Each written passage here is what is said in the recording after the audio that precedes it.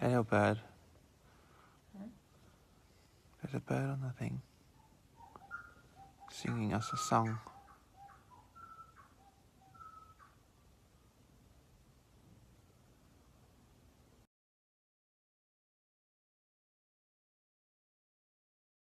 Good morning, it's a snap. What's going on? Beautiful day, fantastic weather. If you're a failure, let me address this real quick. Anyway, this guy's had a failure this morning. He's landed in the sand trap. Oh, golly gosh. Both of them. If you have a fear of failure, you're going to increase the probability of attracting failure, manifesting failure, being failure, okay? Because if you fear it, you want to tread on eggshells. Oh, golly gosh, I can't take too many risks. I don't want to fail. Or perhaps more painful to me, I don't want other people to think that I'm a failure.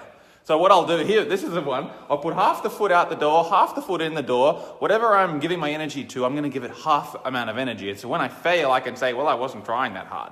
You hedge your bets so that you can protect the ego. I have people here, I know people who have elaborate plans and schemes and stories for what they're going to say if they fail. They spend time thinking about this shit. Holy gosh. If they put the same amount of time planning success, planning how to master that thing, they wouldn't fail. They wouldn't need to have a plan for letting people know that they failed. So also, one of the things you want to do to break the fear is to start by owning and bringing to the surface here where you are a failure. Where do you fail?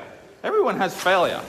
The people who you think are the most successful have areas of their life that they're complete failures in. So own that you're a failure and own that you're a success already. For me personally, there's areas that I'm really successful in.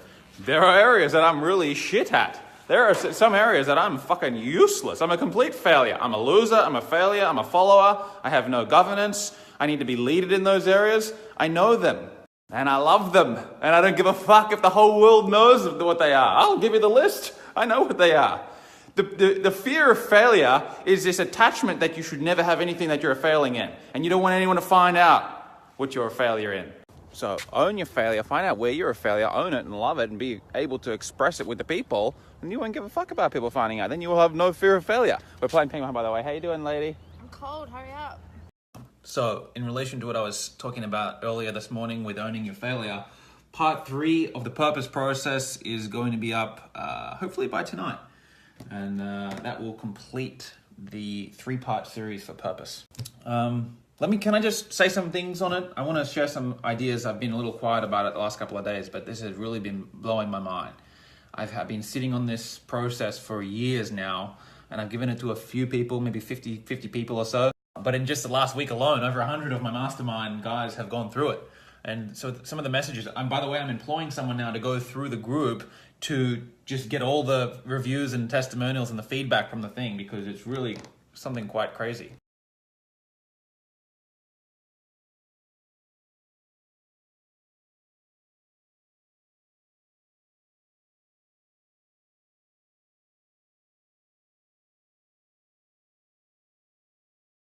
As far as really deep self-awareness and self-discovery goes, in a duplicatable scientific method that you can go and just sit down at the computer and do, you're not going to get something that's more comprehensive than this.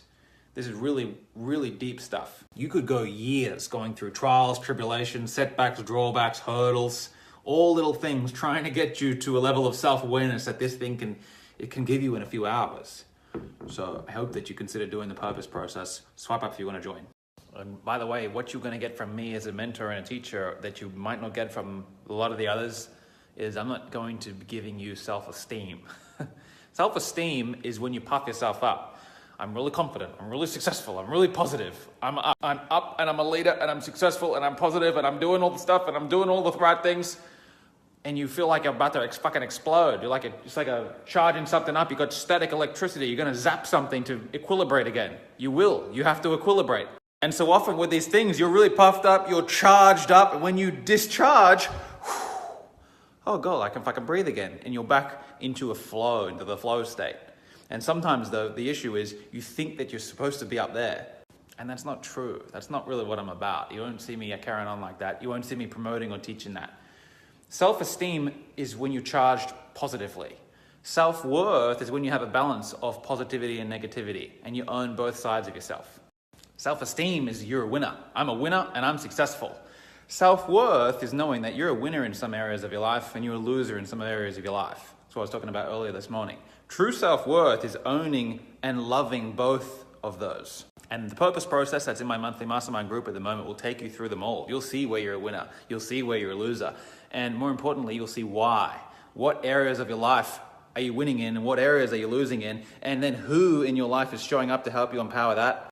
So at the end of it, you'll have more gratitude and self-worth for yourself, true self-worth, balanced self-worth, and you'll have more gratitude and worth for the others in your life, the people around you who are showing up to help take care of the areas that you're not so inspired to empower.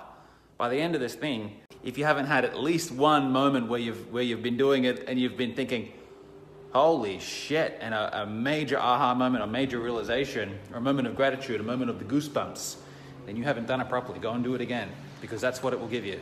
The reason I'm there is because every little decision that I made on that journey to get me to that point is a reflection of my values, a reflection of my soul's desires, a reflection of my purpose. Understand that the aggregate of your decisions in life to get you to matter and energy are interchangeable. The matter of our body is the energy of our soul, but in its manifested form. Remember, matter without spirit is motionless, and spirit without matter is expressionless. So one of the